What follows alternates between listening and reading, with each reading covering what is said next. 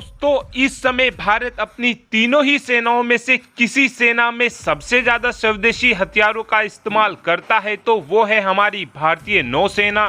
फिलहाल हमारी नौसेना में अधिकतर वॉरशिप भारत के अंदर ही बने हुए हैं और अब भारत लगातार इस कोशिश में लगा हुआ है कि अपनी नौसेना को हम 100% स्वदेशी वॉरशिप दे सके।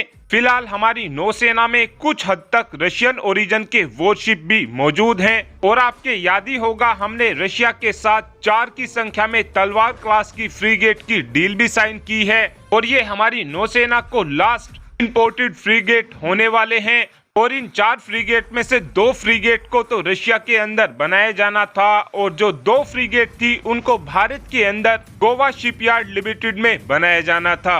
और इन फ्रीगेट की 80% तक टेक्नोलॉजी रशिया की तरफ से भारत को शेयर की गई है। जिस समय भारत और रशिया के बीच 4 तलवार क्लास की फ्रीगेट की डील साइन हुई थी, जभी से ही इन फ्रीगेट में लगने वाले इंजनों में दिक्कत आ रही थी, क्योंकि जिस समय हमने इस डील को साइन किया था उस समय इन फ्रीगेट में लगने वाले इंजन को हम यूक्रेन से इंपोर्ट करने वाले थे, जिनको हमारी इन फ्रीगेट में लगाया जाना था। लेकिन रशिया और युद्ध के कारण यूक्रेन ने इन इंजनों को देने से साफ मना कर दिया था और जब भारत की तरफ से यूक्रेन से रिक्वेस्ट की गई कि आप हमको इंजन की डिलीवरी कर दीजिए, उसके बाद यूक्रेन 2 इंजनों की डिलीवरी करने के लिए मान भी गया था और इन 2 इंजनों का इस्तेमाल रशिया में बनने वाली फ्रीगेट के अंदर किया गया है। लेकिन जो भारत के अंदर गोवा शिपयार्ड लिमिटेड में 2 तलवार क्लास की फ्रीगेट बनाई जा रही हैं, उनके लिए अभी भी इंजन एक बड़ी समस्या बना हुआ है,